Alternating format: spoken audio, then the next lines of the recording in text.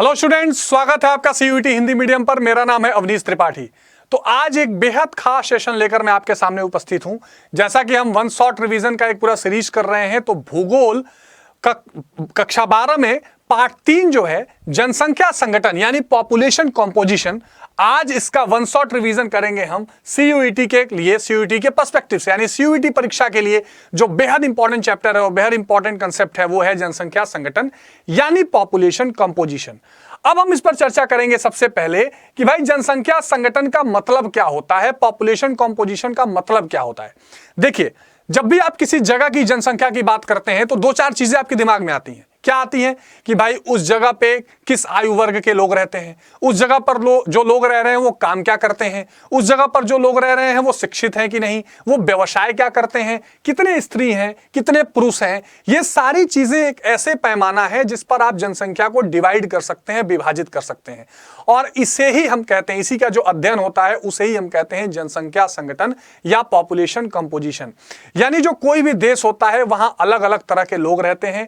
ये जो अलग अलग तरह के लोग रहते हैं इनको आप डिवाइड कर सकते हैं अलग अलग पैमानों पर, जैसे उनकी आयु के आधार पर, लिंग के आधार पर, निवास स्थान के आधार पर, उनका व्यवसाय क्या है, उनकी शिक्षा क्या है, सारी चीजों के आधार पर आप उनको क्या कर सकते हैं, डिवाइड कर सकते हैं। और इसे ही हम किसका नाम देते हैं, इसी पूरे संरचना को हम कहते हैं क्या, जनसंख्या संगठन या संगठन। ध्यान रखिए, संगठन नहीं, जिसका मतलब होता है कि कॉम्पोजिशन क्या है उस पूरे की पूरी जनसंख्या की। आ गई बात समझ में?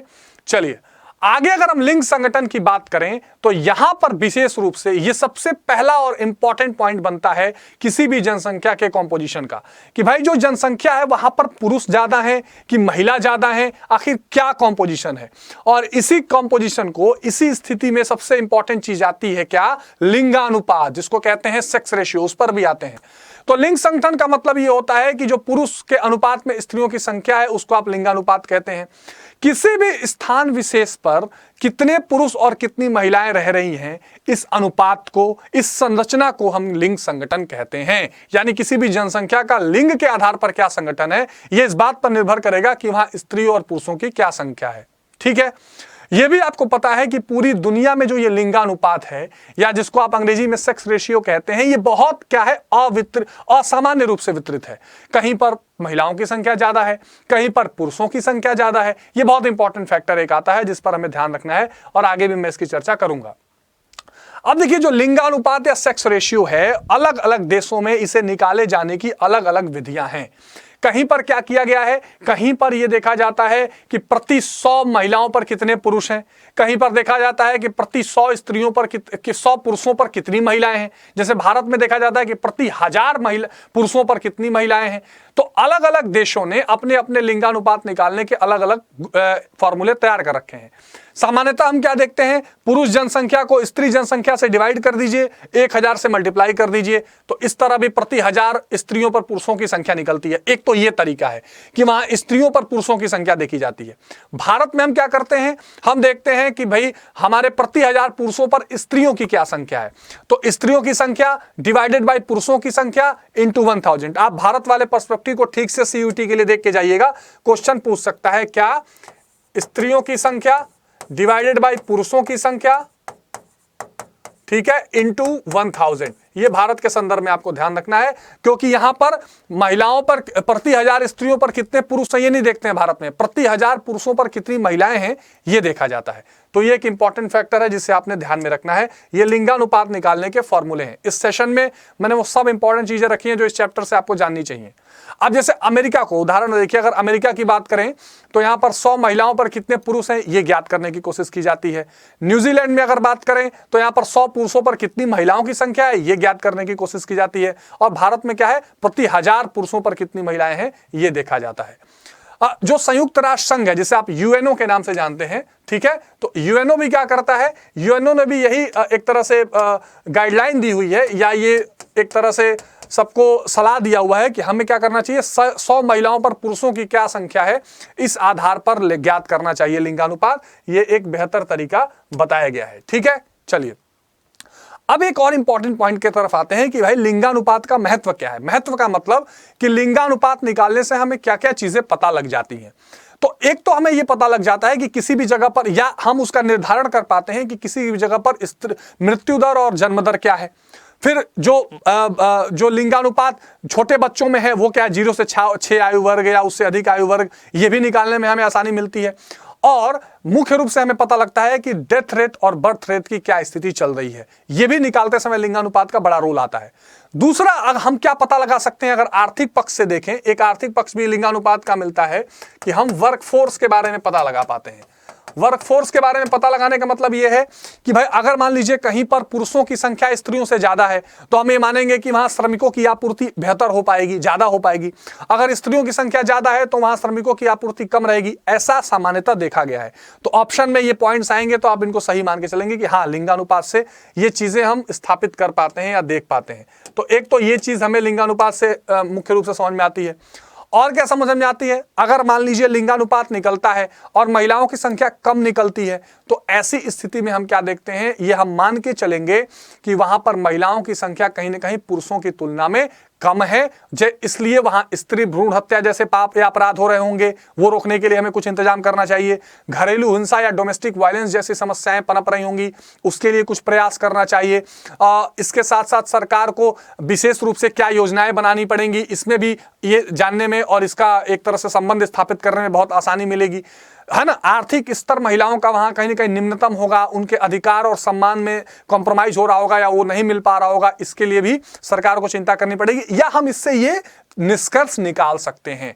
तो ये निष्कर्ष निकालने में भी ये लिंगानुपात एक इंपॉर्टेंट रोल प्ले करता है। ठीक है, अगर मान लीजिए स्त्रियां कहीं ज्यादा मिलती हैं लिंगानुपात निकाल के, तो आप ये कंक्लूजन ड्रॉ कर सकते हैं कि अच्छा, इसका मतलब यह है कि उस जगह पर स्त्रियों को अच्छे अधिकार प्राप्त हो रहे हैं, उनको शिक्षा अच्छी मिल रही है, उनका आर्थिक स्तर बेहतर है, उनका सामाजिक स्तर बेहतर है, और वहां से फिर एक तरह से और आगे क्या किया जा सकता है, ये हम निष्कर्ष निकाल सकते हैं।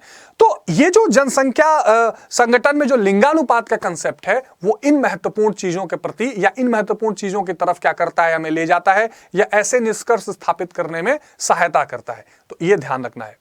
अब एक इंपॉर्टेंट पॉइंट मैंने यहां पर डाला हुआ है, अगर आप कभी बोर्ड एग्जामिनेशन में लॉन्ग आंसर शॉर्ट आंसर करना चाहें उसमें यह काम आएगा, या वैसे भी जो एनालिटिकल क्वेश्चन सीयूईटी में पूछे जाएंगे उसमें यह आता है कि प्राकृतिक लाभ वर्सेस सामाजिक हानि। इसका मतलब ये होता है कि महिलाओं को प्राकृतिक लाभ तो मिला हुआ है, जैविक या बायोलॉजिकली रूप से महिलाओं को काफी फायदे मिले हुए हैं, उनको माना जाता है कि वो बहुत स्थिति स्थापक हैं, वो अपने हिसाब से इन्वायरमेंट क्रिएट कर लेंगी, वो एडजस्ट कर लेंगी खुद को। लेकिन कहीं ना कहीं जो सामाजिक कुरीतियां हैं, जो उनके साथ भेदभाव है, जो उनके अधिकारों को छीनने की लगातार कोशिश है, ये सारी चीजों के कारण वो उपेक्षा का शिकार बनी रहती हैं। यानी biologically they have got a better position, they have got a better strength, but socially and economically क्या किया जाता है, सामाजिक आर्थिक रूप से उनका शोषण किया जाता है, इसलिए उन्हें काफी नुकसान उठाना पड़ता है और उपेक्षा के शिकार रहती हैं। तो ये क्वेश्चन आपसे कभी पूछ सकता है, या ये पॉइंट्स आपके सामने आ सकते हैं, ये भी देखे गए हैं। ठीक है, अब हम एक चीज इंपॉर्टेंट देखेंगे कि जो लिंगानुपात है इसका विश्व वितरण प्रतिरूप क्या है। मतलब क्या है कि ये आप कह सकते हैं कि जो सेक्स रेशियो है ये पूरी दुनिया में किस भागों में बांटा गया है। कभी कभी आपको 3-4 ऑप्शन देके पूछ सकता है कि कौन सा इसमें लिंगानुपात में का वर्गीकरण माना गया है। तो वैसे तो ये अगर एवरेज आप देखें, औसत देखें, तो पूरी दुनिया में हम देखते हैं कि 100 स्त्रियों पर 102 पुरुष ये दिखाई पड़ रहा है। लेकिन ये बहुत ज्यादा क्या है, भिन्नता है इस वितरण में, इस डिस्ट्रीब्यूशन में बहुत ज्यादा अंतर भी या भेदभाव भी कई बार देखा जाता है। और वो किस रूप में देखा जाता है, कई बार ऐसा देखा जाता है कि कहीं स्त्रियों की संख्या बहुत ज्यादा है, कहीं बहुत कम है। जैसे लातविया है, वहां पर 100 पुरुषों पर 85 पुरुषों पर 100 स्त्रियां हैं, ऐसा भी देखा गया है। और बहुत सारे देश हैं जहां पर, जैसे भारत है, वो बहुत निम्न लिंगानुपात वाला है, या भारत में क्या है, यहाँ पर जो पुरुषों की संख्या वो स्त्रियों से काफी ज्यादा है। तो इसलिए जो लिंगानुपात का गैप है वो बड़ा है। तो ये अनइवन डिस्ट्रीब्यूशन है पूरी दुनिया में। और एक चीज और बता दें इसमें कि बहुत सारे विकसित देश भी हैं जहां उच्च लिंगानुपात है, बहुत सारे विकसित देश हैं जहां निम्न लिंगानुपात भी है, बहुत सारे अविकसित देश हैं जहां पर लिंगानुपात अच्छा है और बहुत सारे अविकसित देश हैं जहां नहीं अच्छा है। तो आप एक कॉमन पैटर्न मत लिखिएगा कि नहीं सारे विकसित देशों में लिंगानुपात अच्छा है, सारे विकसित देशों में खराब है, ऐसा नहीं है। तो ये भी चीज आपको ध्यान देके चलना है। जैसे यूरोप और अमेरिका जैसे इलाकों में देखेंगे तो वहां पर स्त्रियों की संख्या अधिक है, लेकिन ऑस्ट्रेलिया जैसे विकसित देशों के पास आएंगे तो वहां आपको बिल्कुल उल्टा दिखाई देगा। ठीक है, हालांकि विश्व के जो विकसित और विकासशील राष्ट्र हैं इसमें बहुत अंतर नहीं देखा जाता है। कुछ अपवादों को छोड़ देते अगर आप एशिया में देखें तो एशिया में ज्यादातर देशों में पुरुषों की संख्या ज्यादा है स्त्रियों से, जबकि अगर आप यूरोप के देशों को देखें, उत्तरी अमेरिका के देशों को देखें तो वहां महिलाओं की स्थिति ज्यादा है। ठीक है, तो ये एक आप ध्यान रखिएगा। अच्छा, अगर आप अफ्रीका, दक्षिणी अमेरिका के कई विकासशील राष्ट्र देखें तो पुरुषों की तुलना में महिलाओं की संख्या ज्यादा है। ऑस्ट्रेलिया और न्यूजीलैंड जैसे विकसित राष्ट्र देखेंगे तो महिलाओं की तुलना में पुरुषों की संख्या ज्यादा है।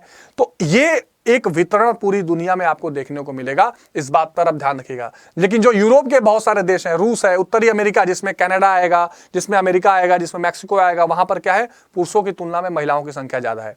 निष्कर्ष क्या निकला, जो बहुत सारे ऐसे विकसित राष्ट्र भी हैं जहां पुरुषों की तुलना में महिलाएं कम हैं, और बहुत सारे अविकसित राष्ट्र भी हैं जहां पुरुषों की तुलना में महिलाएं ज्यादा हैं। तो ये आप ध्यान रखिएगा।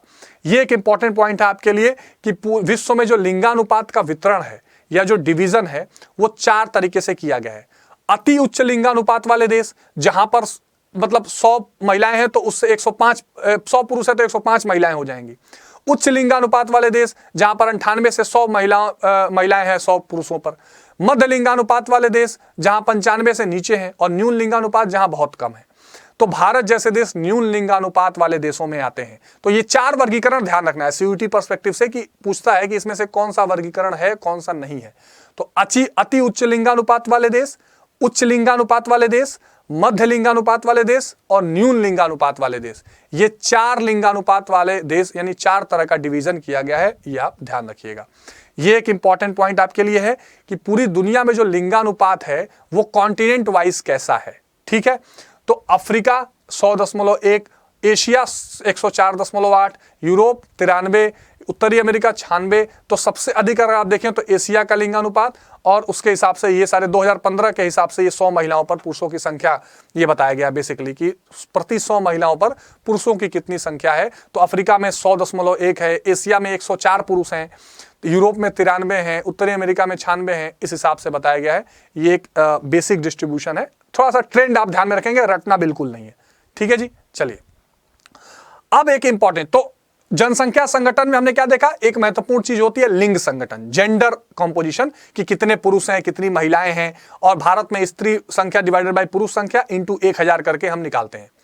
आयु संरचना का मतलब यह होता है कि पूरी जनसंख्या में विभिन्न विभिन्न आयु वर्ग के कितने लोग हैं। और इसमें मुख्य रूप से हमने क्या किया है, इसमें मुख्य रूप से 3 विभाजन किया गया है। एक बाल आयु जो 0 से 14, एक प्रौढ़ जो 14 से 60, और एक वृद्ध जो 60 या 61 से ऊपर। ये हमने 3 तरह का बेसिक क्या किया है, डिवीजन किया है। ठीक है, और ये 3 तरह के विभाजन से हम क्या करते हैं, एक तरह से ये बताते हैं कि अलग अलग आयु संरचना क्या है, या कैसे एज के हिसाब से डिवाइड किया गया है, या ये विभाजन किया गया है। अब आयु संरचना किसी भी जनसंख्या की एक आधारभूत विशेषता है, और इससे ये पता लगता है कि एक पूरे क्षेत्रफल के अंदर, एक पूरे जिसको कहते हैं ना कि पीस ऑफ लैंड के अंदर, चाहे वो देश हो, राज्य हो, जिला हो, उसमें अलग अलग आयु के कितने लोग रह रहे हैं। अच्छा, ये जानना क्यों जरूरी है? ये जानना इसलिए जरूरी है कि इससे वहां की आर्थिक सामाजिक स्थिति का पता लगेगा। जैसे मान लीजिए कि अगर मैं ये बोलूं कि 0 से 14 साल, ठीक है, मैं बोलूं कि 0 से 14 साल के ज्यादा लोग हैं, 15 से 60 साल के कम लोग हैं, और फिर बोलूं कि 60 साल से सबसे ज्यादा हैं। अब यहां से आपको क्या पता लग रहा है? यहां से ये पता लग रहा है कि ये जो आयु है यही क्रियाशील आयु होती है, यही उत्पादक या प्रोडक्टिव एज वाली आयु होती है, और यही सबसे कम है। बाकी के जो 2 ग्रुप हैं वो क्या होते हैं, निर्भर होते हैं बीच वाले पे। बाकी के 2 ग्रुप बीच वाले पे निर्भर होते हैं। तो जहां ये ग्रुप वाला आयु संरचना ज्यादा होगी वहां पर ज्यादा अच्छी आर्थिक स्थिति होगी, वहां पर ज्यादा अच्छी सामाजिक स्थिति होगी, और जहां पर ये दोनों ग्रुप ज्यादा होंगे वहां पर कहीं ना कहीं बर्डन दिखाई पड़ेगा। तो ये एक बहुत इंपॉर्टेंट चीज है, इस पर भी हमें ध्यान रखना है। ठीक है, तो ये आयु संरचना निकालने का फायदा होता है। ठीक है जी, किसी व्यक्ति की जो आयु होती है वो कैसे आपको निकलेगी, जो अभी वर्तमान स्थिति है और जब उसकी जन्म तिथि है उसके बीच में उसकी आयु निकलती है, और अलग अलग वर्षों जो अलग अलग आयु संरचना है वो अलग अलग वर्ष के कितने लोग कहां निवास कर रहे हैं इसके बारे में आपको जानकारी देगा। यहां अलग अलग आयु संरचना जो है वो कई तरह की भिन्नताएं दिखाता है, जैसे मैंने आपको बताया, सामाजिक भी आर्थिक भी। अगर मैंने बताया कि जो बीच वाली आयु वर्ग है, जो क्रियाशील उत्पादक आयु वर्ग है, अगर वो ज्यादा होगी तो आर्थिक स्थिति ज्यादा बेहतर होगी, ठीक है ना। तो ये पता लगेगा कि कितने लोगों को रोजगार की स्थिति चाहिए, कितने लोगों को रोजगार की जरूरत है। मान लीजिए मैं ये बोलूं कि किसी देश में, लेट सपोज अगर मैं ये बोलूं कि किसी देश में 15 से 60 वर्ष के 5 करोड़ लोग हैं, तो इससे ये कंफर्म हो जाता है कि 5 करोड़, दो चीजें कंफर्म होती हैं कि 5 करोड़ लोग काम करने के लिए उपलब्ध हैं और इतने लोगों को रोजगार भी चाहिए, ये क्लियर पता लग जाता है। कितने लोग आश्रित हैं, डिपेंडेंट हैं, ये भी पता लग जाता है, तो उस हिसाब से उसकी नीतियां बनाई जाती हैं। तो ये एक बहुत इंपॉर्टेंट चीज पता लगती है जो बहुत काम आती है। जो अलग अलग आयु वर्ग के लोग हैं उनकी आवश्यकताएं भी अलग हैं, कार्य क्षमता यानी वो क्या काम कर सकते हैं वो भी अलग अलग है, उनके सोचने के तौर तरीके अलग हैं। और ये भी पता चलता है कि कितनी पॉपुलेशन अर्जक यानी कि कमाने योग्य है और कितनी ऐसी है जो कमाने योग्य नहीं है या जो प्रोडक्टिव नहीं है, ठीक है। तो ये सारी चीजें यहां से पता लगती हैं। अब जैसा मैंने आपको बताया कि जो आयु वर्ग के आधार पर जनसंख्या है वो 3 भागों में बटी हुई है। तो एक जनसंख्या जो है वो क्या है, बाल आयु वर्ग है, जो 0 से 14 तक। प्रौढ़ आयु वर्ग 15 से 60, ये क्वेश्चन पूछ सकता है, और ये 60 या 61 से ऊपर भी आप कह सकते हैं, ठीक है। ये 3 तरीके का डिवीजन किया गया है। ये डिवीजन ये 61 है, ठीक है, 61। ये 3 तरह का डिवीजन है जो आपको हमेशा ध्यान रखना है, ठीक है जी। चलिए, बाल आयु वर्ग 14 से 14 वर्ष तक की आयु है और 40% जनसंख्या इसमें आती है। और 20 जो विकसित राष्ट्र हैं वहां केवल 20% ही जनसंख्या इसमें आती है। ये अनुत्पादक होती है आर्थिक दृष्टि से। क्यों? क्योंकि इस वर्ग के लोग ज्यादातर काम नहीं कर पाएंगे और ये हर चीज के लिए आश्रित होते हैं प्रौढ़ वाले पे। उनको भोजन, वस्तु, आवास, शिक्षा सबके लिए आश्रित होते हैं प्रौढ़ वर्ग की आयु के लिए। प्रौढ़ वर्ग 15 से 60 वर्ष तक की आयु इनकी होती है और ये सबसे ज्यादा उत्पादक होता है, सबसे ज्यादा ये प्रजननकारी भी है, जो आगे की जनसंख्या बढ़ाता है, फर्टिलिटी इसके अंदर होती है। और जो दोनों ग्रुप है, प्रौढ़ वाला, जो वृद्ध वाला और बाल वाला, ये दोनों किस पर आधारित होते हैं? इसी पर आधारित होते हैं, इसी पर आश्रित होते हैं। जो वृद्ध आयु वर्ग है वो 61 वर्ष का है और ये अप्रजननकारी होता है, ये भी बिल्कुल सही है। तो ये 3 तरीके की आयु संरचना होती है, ध्यान रखिएगा। हाँ, ठीक है। अब आते हैं एक इंपॉर्टेंट पॉइंट पर, आयु लिंग पिरामिड, ठीक है, एज एंड जेंडर पिरामिड। ये क्या है? ये बहुत इंपॉर्टेंट पॉइंट है, इसको समझना जरूरी है। देखिए, आयु लिंग पिरामिड आपको ये बताता है कि किसी भी देश में या किसी भी जगह पर अलग अलग आयु के कितनी जनसंख्या रह रही है। प्लस उससे ये भी पता चलता है कि जो 3 आयु वर्ग हैं उसमें से कौन सा आयु वर्ग वहां पर ज्यादा है, ठीक है। हो सकता है कि किसी देश में निम्न आयु वर्ग वाले यानी जो बाल आयु वर्ग है उसकी जनसंख्या ज्यादा हो सकता है कहीं पर प्रौढ़ वाले की जनसंख्या ज्यादा हो सकता है कहीं पर किसकी जनसंख्या ज्यादा हो, वृद्धों की जनसंख्या ज्यादा हो। तो इस अनुसार 3 तरह का यहां पर निकाला जाता है लिंग पिरामिड से। एक जिसको हम कहते हैं कि निम्न आयु, यानी वो क्या होता है, ग्रोइंग पॉपुलेशन, ठीक है, या यंगर पॉपुलेशन इसमें कह सकते हैं आप, ठीक है। तो एक होता है यंगर, एक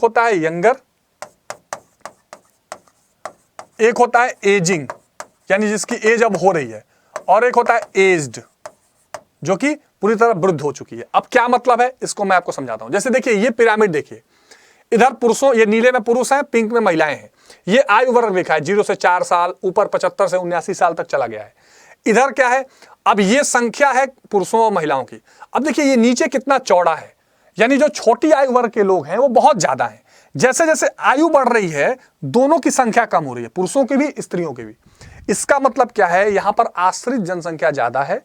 भविष्य में वर्कफोर्स यहां मिलेगा, भविष्य में ज्यादा रोजगार की भी जरूरत पड़ेगी, लेकिन अभी क्या है, आश्रित जनसंख्या कम है, प्रौढ़ कम है, मतलब बाल वालों से, और वृद्ध तो एकदम कम है। इससे 2-3 चीजें पता लग गई। एक कि जीवन प्रत्याशा कम है, जैसे जैसे आयु बढ़ रही है लोग बहुत कम जी रहे हैं, तो अब वहां पर स्वास्थ्य की सुविधाएं भी जरूरी पड़ेंगी आपको।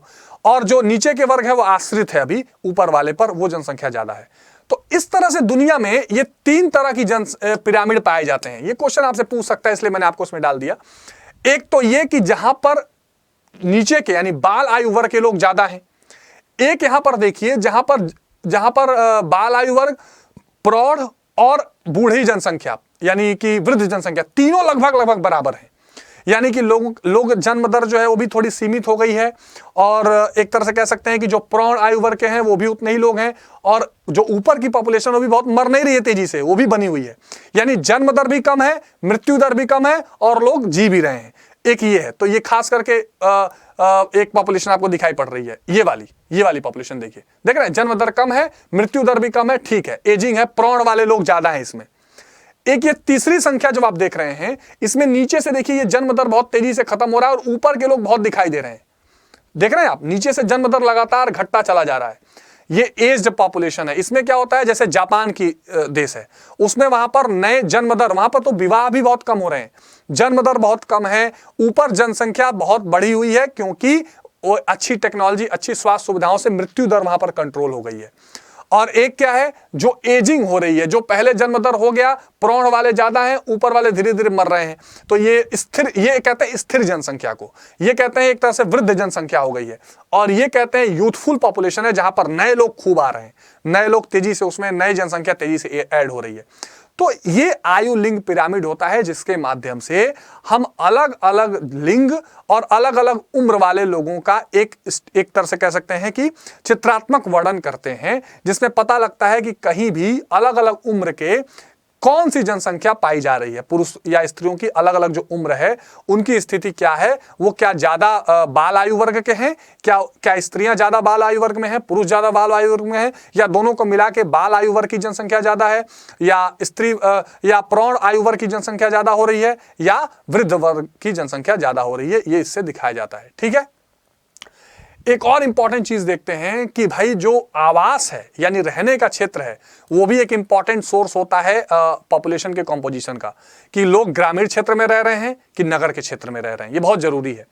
अब ग्रामीण क्षेत्र क्या होता है, ये बेसिकली देखिए, ग्रामीण और नगरों में जो सबसे प्रमुख अंतर होता है वो होता है किसका, आर्थिक क्रिया का। किसका होता है, आर्थिक क्रिया। आर्थिक क्रिया यानी इकोनॉमिक एक्टिविटी, आजीविका कमाने के लिए। तो अगर मान लीजिए कहीं प्राथमिक क्रिया ज्यादा हो रही है, अगर कहीं प्राथमिक क्रिया ज्यादा हो रही है तो वो हो जाएगा ग्रामीण इलाका। अच्छा, प्राथमिक क्रिया मतलब कृषि, पशुपालन, खनन, है ना, ये सारी चीजें।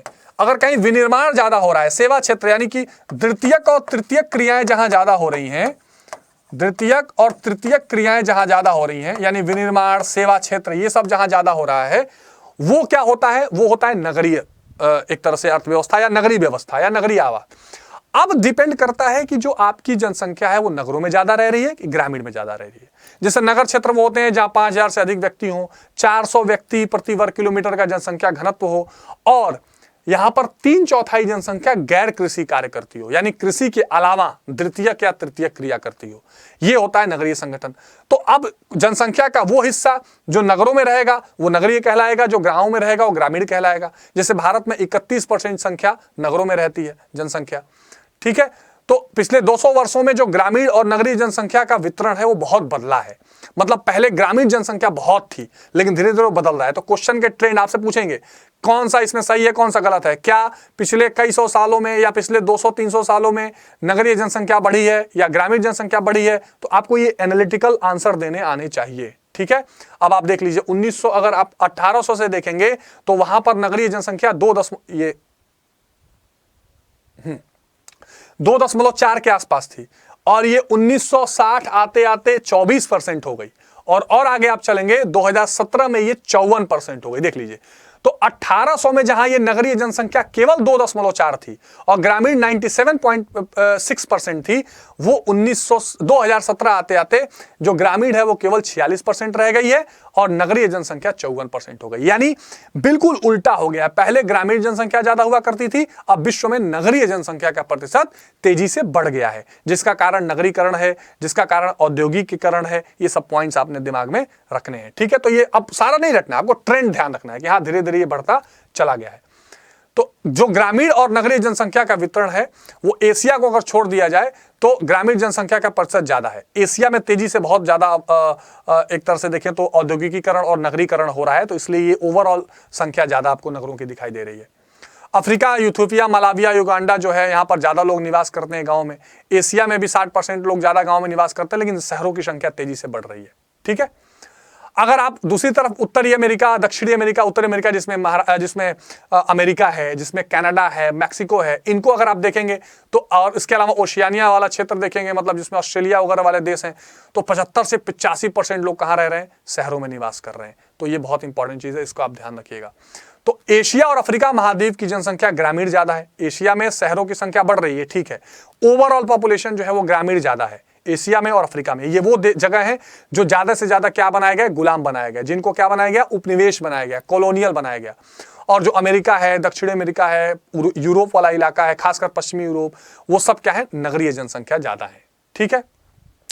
तो नगरीय क्षेत्रों में रोजगार और शिक्षा के अवसर अच्छे मिलेंगे, ये बात बिल्कुल सही है, क्योंकि हमने पढ़ा है जनसंख्या में क्या होता है, प्रवास भी होता है गांवों से नगरों की तरफ, और उसमें दो कारण होते हैं। एक होता है प्रतिकर्ष कारक, यानी वो कारक जिनसे लोग परेशान होकर शहरों की ओर भागते हैं। एक होता है अपकर्ष कारक, जो अपनी तरफ खींचते हैं, अच्छी स्वास्थ्य सेवाएं, अच्छी शिक्षा सेवाएं, तो पुश एंड पुल फैक्टर होता है, तो शहर में लोग इसलिए ज्यादा जानते हैं। अब बात करते हैं कि साक्षरता, मतलब जो जनसंख्या है उसमें लोग साक्षर कितने हैं, ये भी उस जनसंख्या की एक क्वालिटी होती है, ठीक है। तो ज्यादा से ज्यादा जो पढ़ लिख सकता है वो ज्यादा साक्षर माना जाएगा।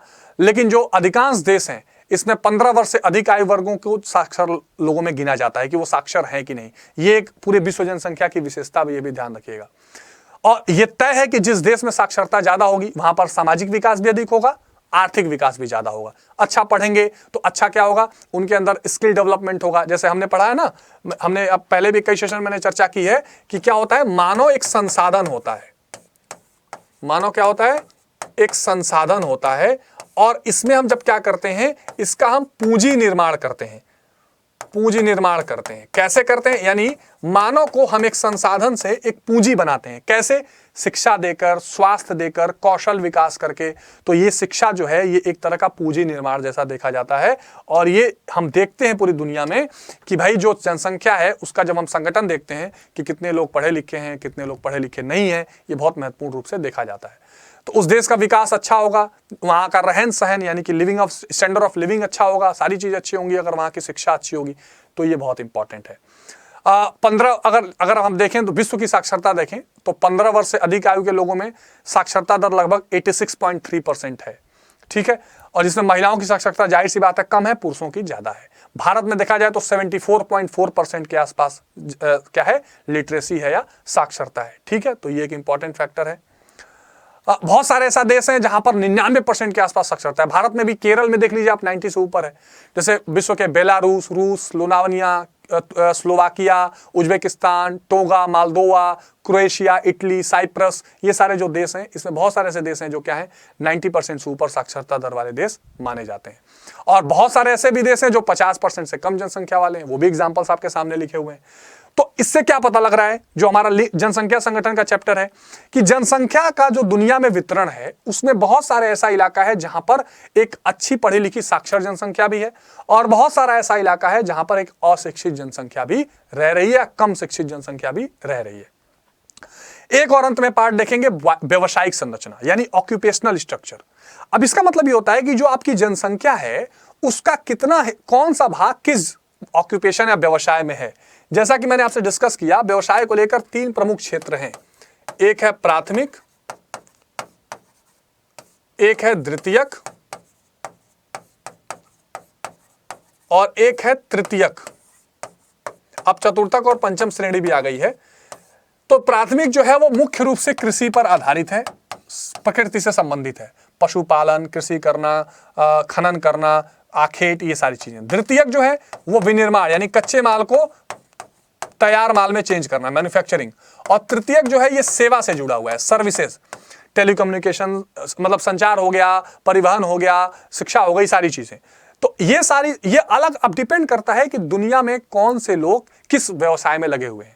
अच्छा, जो क्रियाशील जनसंख्या है वो 15 से 59 साल वाली है, तो वो इन्हीं में से किसी न किसी एक व्यवसाय को चुनेगी। ये भी एक बहुत इंपॉर्टेंट चीज है जिसे हमने ध्यान में रखना चाहिए, ठीक है। तो यही लोग चाहे कृषि में जाएं, वानिकी में जाएं, विनिर्माण में जाएं, परिवहन में जाएं, वो किसी भी एक क्षेत्र में जा सकते हैं। हो सकता है वो प्राथमिक क्षेत्र के हो सकता है वो द्वितीयक के हो, तृतीयक के हो। अब ये बहुत समझी हुई बात है कि जो ग्रामीण जनसंख्या होगी वो ज्यादातर प्राथमिक क्षेत्र में जाएगी, जो शहरी होगी वो द्वितीयक और तृतीयक क्षेत्र में जाएगी, ठीक है। तो ये आपने ध्यान रखना है। जो तृतीयक क्रियाएं हैं इसमें व्यापार, परिवहन, संचार, ये सारी चीजें, रिसर्च, ये सारी चीजें होती हैं जो बहुत अपने आप में इंपॉर्टेंट होती हैं। और ये क्या करती हैं, ज्यादा से ज्यादा संख्या को अपने अंदर, ज्यादा से ज्यादा लोगों को अपने अंदर समाहित करती हैं।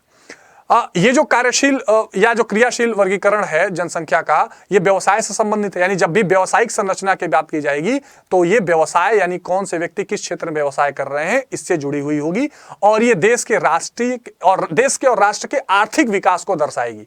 अगर मान लीजिए कि प्राथमिक क्षेत्र के साथ साथ द्वितीयक और तृतीयक क्षेत्र भी बढ़ रहा है, आगे लोगों को रोजगार भी मिलेगा और पूरी जो अर्थव्यवस्था होगी उसका एक सिस्टम तैयार होगा, जीडीपी बढ़िया होगी। अब मान लीजिए कहीं बहुत सारी इंडस्ट्रीज लग रही हो, कृषि नहीं हो रही, तो कच्चा माल कहां से आएगा? बहुत सारा कच्चा माल लग रहा है पर कृषि उद्योग नहीं लग रहे हैं, तो वो किसमें खपेगा? फिर लोगों को रोजगार कहां से मिलेगा?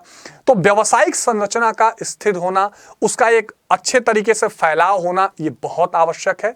और इससे क्या होता है, जो जनसंख्या का संगठन होता है उसकी एक अच्छी व्यवसायिक संरचना बनती है। तो कुल मिला के इस चैप्टर के यही इंपॉर्टेंट पॉइंट्स थे। तो जो जनसंख्या संगठन है, इसका मतलब ये कि जनसंख्या के अलग अलग क्या क्या आधार या विशेषताएं हैं, उसमें लिंग आधारित क्या विभाजन है, व्यवसाय के आधार पर जनसंख्या कैसे बटी हुई है, आयु के आधार पर जनसंख्या कैसे बटी हुई है, शिक्षा अशिक्षा के माध्यम से जनसंख्या कैसे बटी हुई है, आवास के माध्यम से कैसे बटी हुई है, इन सारी चीजों का अध्ययन ही जनसंख्या संगठन कहलाता है। इसका क्या महत्व है और कैसे पूरी दुनिया में एक ट्रेंड है इस बंटवारे का, ये हमने इस चैप्टर में देखा। आपको कोई डाउट, परेशानी या समस्या हो तो कमेंट बॉक्स में जरूर बताइएगा। हम सभी चैप्टर्स को वन शॉट में करेंगे और इसके एमसीक्यू सेशन लाइव करेंगे ताकि आपको एग्जामिनेशन में कोई दिक्कत ना आए। तो मिलते हैं स्टूडेंट्स अगले सेशन में। अपने किसी भी डाउट के लिए कमेंट जरूर करिएगा। अपना बहुत ध्यान रखिए। Take care. जय हिंद।